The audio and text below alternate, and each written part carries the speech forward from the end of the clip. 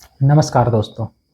तो दोस्तों आज की वीडियो में हम बात करने वाले हैं आयुर्वेद के 8 अंगों के बारे में कि आयुर्वेद को 8 भागों में 8 अंगों में बांटा गया है। तो आयुर्वेद के वे 8 अंग कौन-कौन से हैं और उनमें क्या-क्या आपको पढ़ाया जाता है, मतलब उन अंगों में किसके बारे में बताया गया है, तो इसके बारे में आज के वीडियो में हम चर्चा करने वाले हैं।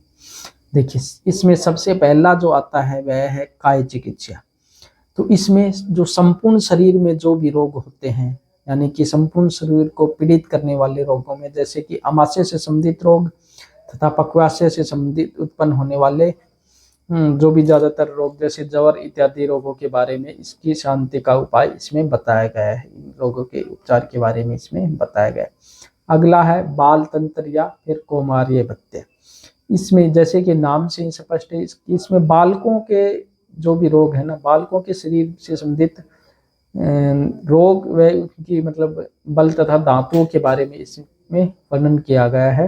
क्योंकि बालकों की जो भी चीजें होती हैं वह वयस्कों से अलग होती है। जैसे कि जिस प्रकार से बालकों में दूध भी उन्हें किसी अपनी माता का ही या फिर गाय के दूध का ही दिया जा सकता है, उसके वर्णन के बारे में इसमें बताया गया है। अगला है ग्रह चिकित्सा यानी कि भूत विद्या, जो तंत्र मंत्र जादू टोने के द्वारा जो भी चिकित्सा की जाती है। वैसे आजकल इसका प्रचार कम ही हमें देखने को मिलता है। कोई स्वतंत्र बुक भी ऐसी आजकल न तो चिकित्सा शास्त्र में ऐसी चीजें पढ़ाई जाती हैं, बल्कि इसके विषय में भी आयुर्वेद में बताया गया है।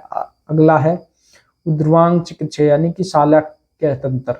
शालक्य तंत्र जैसे कि नाम से ही स्पष्ट है, आंख कान नाक गले आदि की चिकित्सा के बारे में इसमें बताया गया है, शालक्य द्वारा चिकित्सा।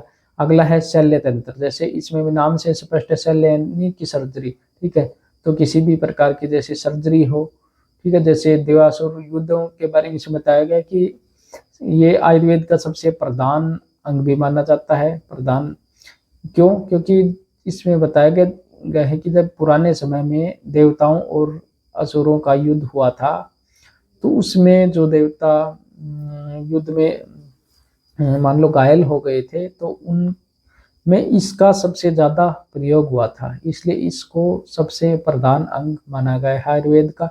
अगला है दृष्टाविष चिकित्सा अगत तंत्र।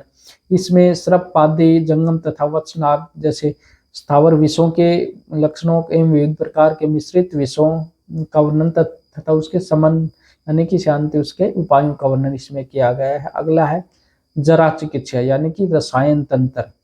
इसमें रसायन तंत्र उसे कहा गया है जो व्यवस्थापन यानी कि कुछ समय के लिए पुनः यौवन को स्थिर रखने में स्थिर, जैसे कि जरा जैसे बुढ़ापे से संबंधित आप मान सकते हो कि जैसे जिसका यौवन समाप्त हो गया तो उसको वापस से लाना, यह आयु को बढ़ाता है और मेद अर्थात जो धारणा शक्ति तथा सभी प्रकार के बल को बढ़ाने तथा रोगों का विनाश करने में जो समर्थ हो उसके बारे में बताया गया। अगला है वर्ष चिकित्सा यानी कि वाजीकरण।